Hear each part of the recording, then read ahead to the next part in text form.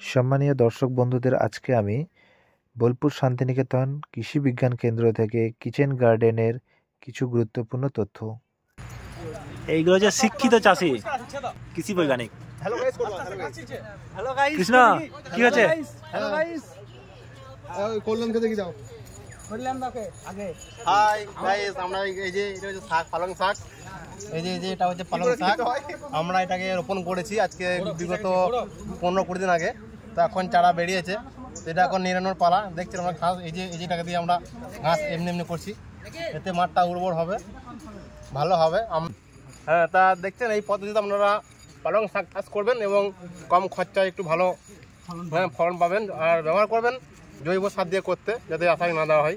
তা বাড়িতে খাবেন তো? ঠিক আছে, ধন্যবাদ, নমস্কার, থ্যাংক ইউ। গৌরব স্যার, আপনি কিছু বলবেন নাকি? না না, আমার কিছু বলার নাই, সবাই দাঁড়িয়ে আছে।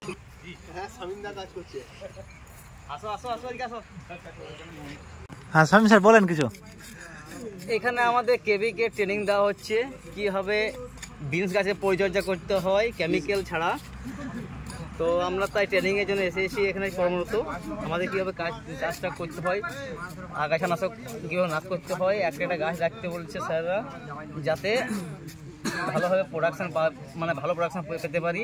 আর এটা কোনো রাসায়নিক সার বাদ দিয়ে জৈব পদ্ধতিতে চাষ হচ্ছে, ঘরোয়া পদ্ধতিতে। আচ্ছা, কিচেন গার্ডেন। আচ্ছা আচ্ছা, উদ্দেশ্য হচ্ছে কিচেন গার্ডেন। এটা বলো যে আমরা জমিতে যেসব রাসায়নিক দিয়ে চাষ করি, সে কেমিক্যাল থাকার কারণে অনেকে ক্ষতির সম্মুখীন হতে হয়। এটা আমাদের দেখাচ্ছে যে আমাদের কিচেন গার্ডেন উইদাউট কেমিক্যালে চাষ হচ্ছে, তাই তো?